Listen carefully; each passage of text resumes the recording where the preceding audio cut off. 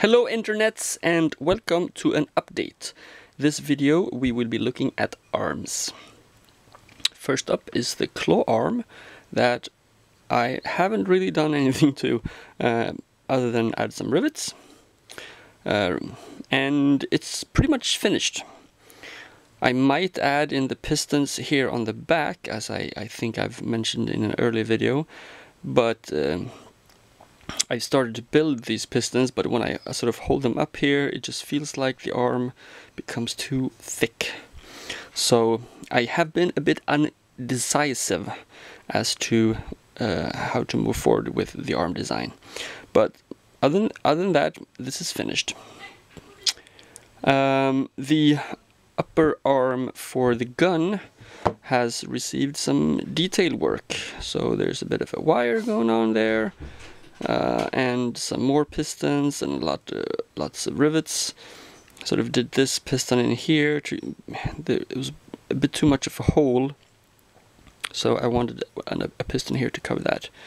And the design of this arm obviously is heavily inspired by the original piece, which is gorgeous. So yeah, this is what we've got.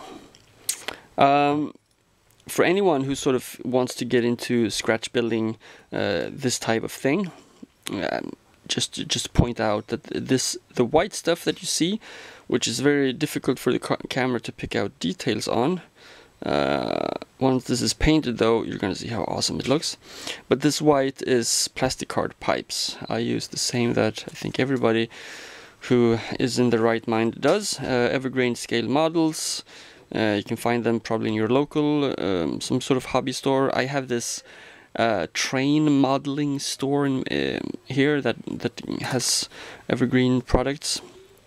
Strip styrene. Styrene is the type of plastic. I'll do a separate video on plastic card, but yeah, this is just pipes really. This orange cable here is cut out from an old PC. I'm sure you can find some friend, or maybe you have yourself an old dead PC that needs to be thrown out. Just cut out all the wires before you do that. They are excellent for scratch building converting orcs. So yeah, this is the upper gun arm piece finished pretty much. Now the gun part of the arm. Is this here. Here's in the original you have this sort of ring here with holes in it. I'm not really a huge fan of that. I mean, it does make sense to have holes sort of to, I don't know, cool the barrels or whatever, but I just cover that up with a piece of plastic card so I could add teeth, because I thought that would look nice. They're a bit small. I might add in a couple just bigger ones. Yeah, we'll see. I haven't filled in this hole here. As you see, there's this bit that I could put in, and on this I could mount guns or rockets like they have done here. I haven't decided what I want, so I haven't put that in there yet. The detailing on the back is a bit difficult for a camera to pick out. But yeah, I've filled that in with a bit of something. And this, just a circular piece, just measures so it fits right in there. There's sort of a, yeah, I'm not sure, a groove, is that what you call it? Sort of that goes all the way around on the inside, so I just sort of made a piece that fit in there and glued that in so I could put a magnet on. Because I wanted to magnetize, so I could sort of switch between this gun and this gun. And for this gun, I'm not sure if you can see it on the picture here, but there's sort of details that go back like so, and they go into these sort of holes. So the back piece has holes in it, which doesn't quite work so well with my design. So what I did was I did this. I did another round piece with a magnet that fits right on. And what I noticed was that sort of the details here that go back like this, they fit perfectly inside some plastic card pipes that I had. Who would have thought? I'm not quite sure which product number they are. Yep, they are 226. So anyone who wants to go and buy evergreen scale models, grab the numbers are up here.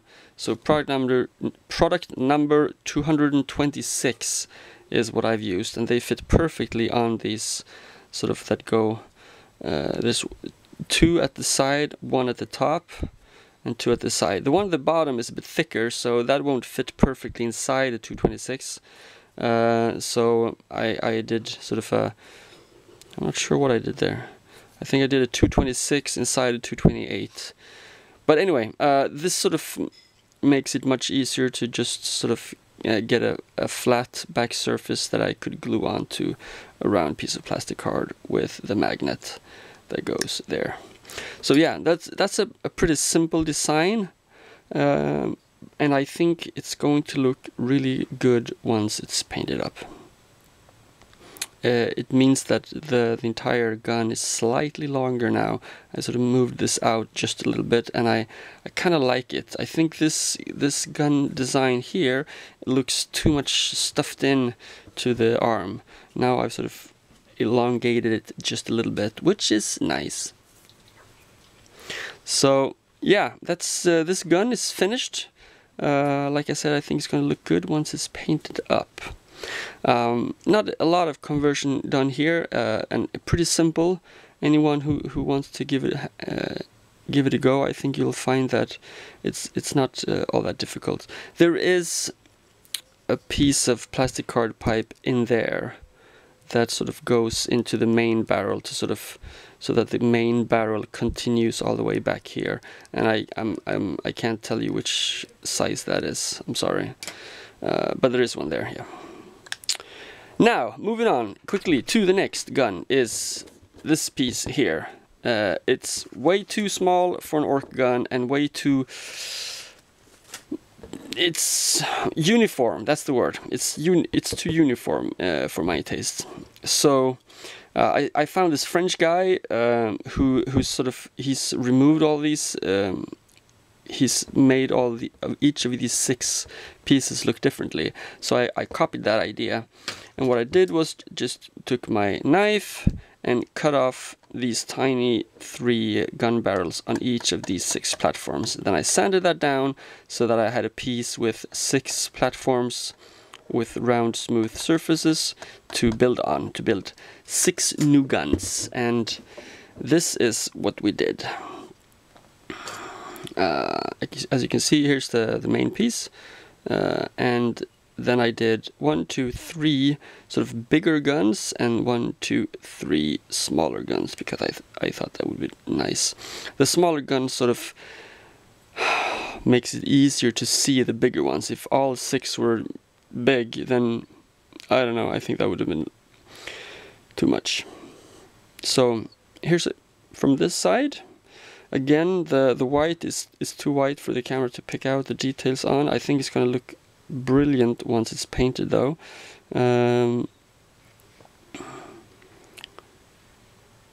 Something like this, and I'm not sure the camera can pick out, but this gun piece here is the type of gun that Ian does.